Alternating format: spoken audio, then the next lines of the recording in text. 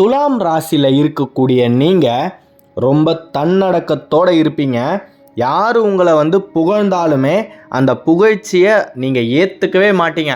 நான் எதுவும் பண்ணலைங்க, என்னுடைய வேலையை தான் நான் செஞ்சேன், அது இவ்வளோ பெரிய ஒரு நல்ல விஷயமா மாறி இருக்கு, இதுக்கும் எனக்கும் எந்த சம்மந்தமும் இல்லை, நான் எப்பயும் போல தான் இருக்கிறேன் அப்படின்னு அந்த பாராட்டுகளை ஏற்றுக்காமையே தான் இருப்பீங்க. ஏன்னா உங்களுக்கு அடுத்தடுத்த வேலைகள் தலைக்கு மேலே இருக்குது.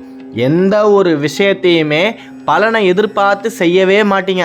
கடமையை பாட்டுக்கு செஞ்சுக்கிட்டு போய்கிட்டே இருப்பீங்க.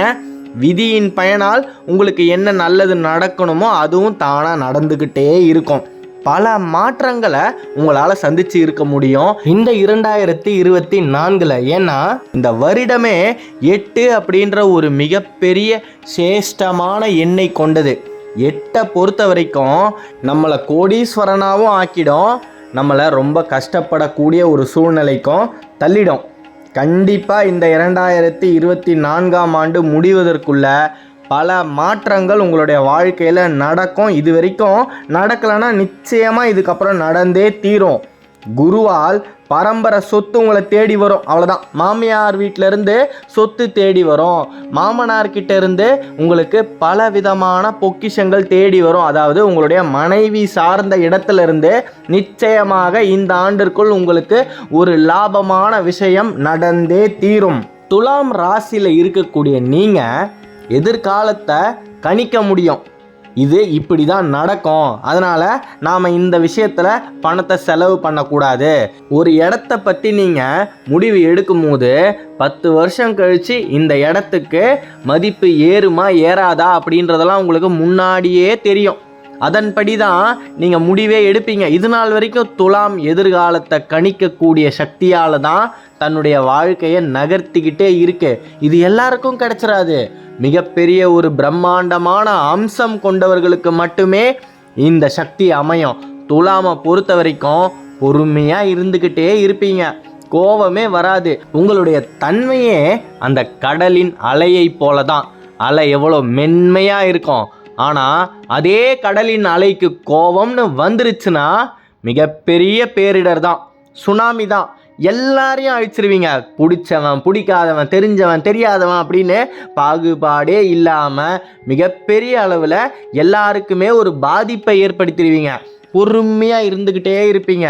சரியாக சொல்லணும்னா குருஷேத்திர போரில் மகாவிஷ்ணு சிசுபாலனை மன்னிச்சுக்கிட்டே இருப்பார். 99 தவறுகள் வரைக்கும் மன்னிச்சுக்கிட்டே இருப்பார். 100வது தவறு நடக்கும்போது சிசுபாலனின் தலையை துண்டாக வெட்டி எடுத்துருவார். அப்பேற்பட்ட ஒரு ஆக்ரோஷமான கோபம் உடையவர்கள் தான் நீங்கள். தப்பு பண்ணுறவங்கள பார்த்து பொறுமையாக இருந்துக்கிட்டே இருப்பீங்க. பொறுமையை இழந்துட்டீங்க அப்படின்னா அவங்களுடைய நல்ல நேரம் முடிஞ்சிருச்சு அப்படின்னு அர்த்தம். உங்களுடைய வாழ்க்கையில் எப்பயுமே ஒரு பணக்கார நண்பர் இருந்துக்கிட்டே இருப்பார். இல்லைன்னா அரசியலில் ரொம்ப செல்வாக்கு மிகுந்தவர்களோட உங்களுக்கு பழக்க வழக்கம் இருக்கும். அதன் மூலமாக உங்களுடைய வாழ்க்கையை மேன்மேலும் எப்படி வளர்த்துக்கிட்டே போகிறது அப்படின்ற ஒரு மிகப்பெரிய ஞானம் உங்களுக்கே பிறந்துடும். உங்களுடைய குணத்தை ஒரே வரியில் சொல்லணும் அப்படின்னா சாது மாதிரி இருப்பீங்க.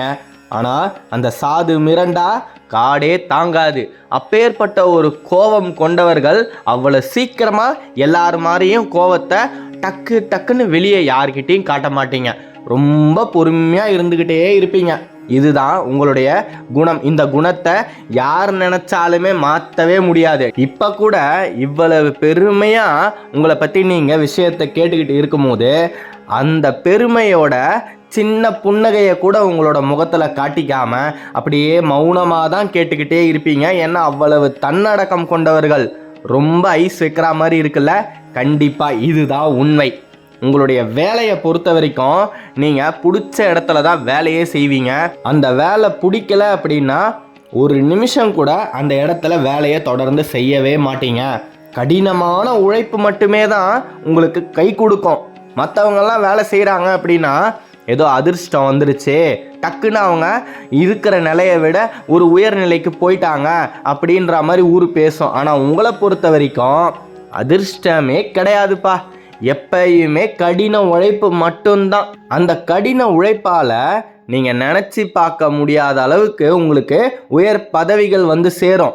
நீங்கள் என்றைக்குமே அதிர்ஷ்டத்தை கொஞ்சம் கூட யோசித்ததே கிடையாது. நமக்கு இந்த மாதிரி ஒரு அதிர்ஷ்டம் வந்துட்டா நாம் இந்த நிலையை போய் அடைஞ்சிடலாமே அப்படின்னு கனவுல கூட யோசித்ததே கிடையாது. ஏன்னா எப்பயுமே உங்களுடைய உழைப்பை மட்டுமே நம்பி இருக்கக்கூடியவர்கள் தான் நீங்கள். உழைச்சா ஊதியம், அவ்வளோதான். இல்லையா, நாம் உழைக்கலை, அதனால் நமக்கு இது கிடைக்கல அப்படின்னு உங்கள் மேலேயே நீங்கள் பழியை போட்டுக்கிட்டு வாழ்ந்து கொண்டு இருக்கக்கூடிய ஒரு மகா ஞானி அப்படின்னே சொல்லலாம். நீங்கள் வேலை பார்த்துக்கிட்டு இருக்கீங்க, அந்த சமயத்தில் யாராவது வந்து உங்களை அதட்டியோ இல்லை திட்டியோ இல்லை கட்டளையிட்டோ நீங்கள் இதை செஞ்சு தான் ஆகணும், இதை செஞ்சாதான் நீங்கள் வீட்டுக்கே போகணும், இதை முடிக்கலை அப்படின்னா அவ்வளோதான் அப்படின்ற மாதிரியெல்லாம் உங்கள்கிட்ட சொன்னாங்கன்னா அடுத்த நிமிஷமே என்ன பண்ணுமோ அதை பண்ணி காட்டுங்க பார்க்கலாம், என்னால் இதை செய்ய முடியாது அப்படின்னு அவங்க முகத்துக்கு நேராகவே கோபத்தை காட்டக்கூடிய ஆட்கள். அதுவே ஐயா நீங்கள் இதை கொஞ்சம் செய்யலாமே, நம்ம நிறுவனத்தோட நல்ல பேர் இந்த மாதம் உங்கள் கையில் தான் இருக்குது, நீங்கள் நினச்சிங்க அப்படின்னா நம்மளுடைய நிறுவனத்துக்கு நிறைய லாபத்தை ஈட்டு கொடுக்க முடியும் அப்படின்லாம் உங்களுக்கு சொல்லிட்டாங்கன்னா ராப்பகலாக உழைப்பீங்க. எல்லாரும் வீட்டுக்கு கிளம்பி போகும்போது கூட நீங்கள் உட்காந்து வேலை பார்த்துக்கிட்டே இருப்பீங்க. அப்பேற்பட்ட ஒரு மென்மையான குணம் படைத்தவர்கள். உங்களை தட்டி கொடுத்தா வேலையை வாங்க முடியும். அதுவே அதட்டுனா அந்த இடத்துல ஒரே ஒரு சின்ன வேலை கூட உங்களால் நடக்கவே நடக்காது.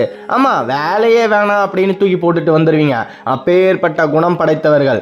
உங்களுக்கு மேலே இருக்கக்கூடிய உயர் அதிகாரிகள் என்னைக்கு உங்களை புரிஞ்சுக்கிறாங்களோ அன்னைக்கு அவங்களுக்கு உங்களால் நிறைய லாபமோ தனமோ நிச்சயமாக பெருகும். திருமண வாழ்க்கையை பொறுத்த வரைக்கும் ரொம்ப சந்தோஷமாக இருப்பீங்க. நீங்கள் நினச்சது அத்தனையுமே உங்களுடைய திருமண வாழ்க்கையில் உங்களுக்கு பூர்த்தி செய்கிற மாதிரியே இருக்கும். எதுவுமே ஒரு அதிருப்தியான ஒரு விஷயங்களை நீங்கள் சந்திக்க மாட்டீங்க. உங்களுடைய வாழ்க்கை துணை தான் உங்களுடைய பலமே. எந்த அளவுக்கு வாழ்க்கை துணையை நீங்கள் அனுசரித்து ஒவ்வொரு விஷயத்தையும் செய்கிறீங்களோ அந்த அளவுக்கு நீங்கள் உங்களுடைய வாழ்க்கையில் கொஞ்சம் கொஞ்சமாக மேலே போய்கிட்டே இருப்பீங்க. இதில் மாற்று கருத்தே கிடையாது. திருமணம் ஆகாமல் இருக்கக்கூடிய அன்பர்களுக்கு இந்த ஆண்டு நிச்சயமாக திருமணம் நடந்தே தீரும். விவாக பாக்கியம் கண்டிப்பாக இருக்கு. இது வரைக்கும் நடக்கலை அப்படின்னாலும் நிச்சயமாக இந்த ஆண்டு முடிவதற்குள்ள நடந்துடும். அப்படி இல்லைன்னா இந்த ஆண்டோட முடிவில் திருமணம் சாதகமான விஷயங்கள் எல்லாம் உங்களுக்கு கைகூடி வரும். ரொம்ப நாளாக நீங்கள் வரன் பார்த்துக்கிட்டே இருக்கலாம், வரன் தட்டி கழிச்சிட்டு போய்கிட்டே இருந்திருக்கோம். அது அத்தனையுமே கை கூடும். உங்களை வேணாம், நீங்கள் எதிர்பார்த்த வரன் உங்கள் கையை விட்டு போயிடுச்சு அப்படின்னாலும் அதே வரன் திரும்பி வரும். யார் உங்களை வேணாம் அப்படின்னு சொல்லிட்டு உதறிட்டு போனாங்களோ அதே சொந்தமும் பந்தமும் திரும்பி வந்து உங்கள் கிட்டையே உங்கள் வீட்லேயே சம்பந்தம் பண்ணுவாங்க. ஏன் இப்படி நடக்கும் அப்படின்னா இந்த வருடம் அப்படின்றது 2024 குரோதி வருடம். இதில் வரக்கூடிய எண்களை நீங்கள் கூட்டி பார்க்கும்போது 8 வருது. அந்த 8ல் நீங்கள் மேலே இருக்கக்கூடிய பகுதியில் நிறைய கஷ்டங்களை அனுபவித்து இருந்தீங்கன்னா அந்த முடிவின் பகுதியில் நிச்சயமாக சந்தோஷங்களையும் சகல சௌபாக்கியங்களையும் மட்டுமே தான் நீங்கள் அனுபவிப்பீங்க. இதை ரொம்ப ஆழமாக பேசினா சில பேருக்கு புரியாத மாதிரி இருக்கும். ஒரே வார்த்தையில் சொல்லி முடிச்சிடணும் அப்படின்னா இந்த வருடத்தில் இது வரைக்கும் நல்லது நடக்கலையா, நிச்சயமாக இந்த வருடம் முடிவிற்குள் கண்டிப்பாக நடந்தே தீரும். நீங்கள் எந்த விதமான எண்களை பயன்படுத்தணும் அப்படின்னா 3, 6, 9, 15, 27 இந்த மாதிரி எண்கள் அத்தனையுமே உங்களுக்கு சாதகமான எண்கள். அதுலேயும் நீங்கள் 6 தேர்ந்தெடுத்து எந்த விஷயத்தை பண்ணினீங்க அப்படின்னாலும் அந்த 6 படை முருகனின் வேல் உங்களுக்கு பக்க பலமாக தக்க பலமாக நின்னே தீரும். ஏன்னா துலாமை பொறுத்த வரைக்கும் 6 அப்படின்றது ரொம்ப சுபிக்ஷமான எண். துலாம் ராசி எந்தெந்த ராசிகளோட திருமண வாழ்க்கையை தொடரலாம் அப்படின்னா மேஷம், மகரம், கடகம், விருச்சிகம், தனுசு, கும்பம், மீனம் இந்த ராசிகளோட இணைந்து திருமண வாழ்க்கையை தொடரும் போது துலாமுக்கு பல நன்மைகள் சேரும், பலவிதமான யோகங்கள் கிடைக்கும். அப்படி இருக்கும்போது துலாம் இந்த ராசிகளோட இணைஞ்சு தங்களோட திருமண வாழ்க்கையில் மிகப்பெரிய உச்சத்தையே அடைய முடியும். நிறைய பேர் திருமணத்துக்கு அப்புறம்தான் உங்களுடைய வாழ்க்கையே மாறுபட்டு இருக்கிறத உணர்ந்திருப்பீங்க.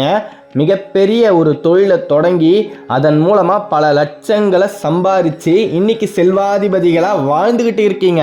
துலாமுக்கு திருப்பு முனையே திருமணம் தான். உங்களுடைய திருமணத்தால் நிச்சயமாக நீங்கள் வாழ்வில் உயர்ந்தே தீருவீர்கள். இதில் மாற்று கருத்தே கிடையாது. நீங்கள் நினச்சதெல்லாம் உங்களுக்கு நல்ல விதமாகவே நடக்கணும்னு அந்த ஆறுபடை முருகப்பெருமான் கிட்ட நானும் பிரார்த்தனை பண்ணிக்கிறேன். உங்களுக்காக நல்லதே நடக்கும். அடுத்த காணொளியில் விரைவில் சந்திப்போம். துலா ராசியை பற்றி நீங்கள் தொடர்ந்து தெரிஞ்சுக்கணும் அப்படின்னா இந்த சேனலை சப்ஸ்கிரைப் பண்ணிக்கோங்க. வேலுண்டு வினையில்லை, மயிலுண்டு பயமில்லை. நன்றி.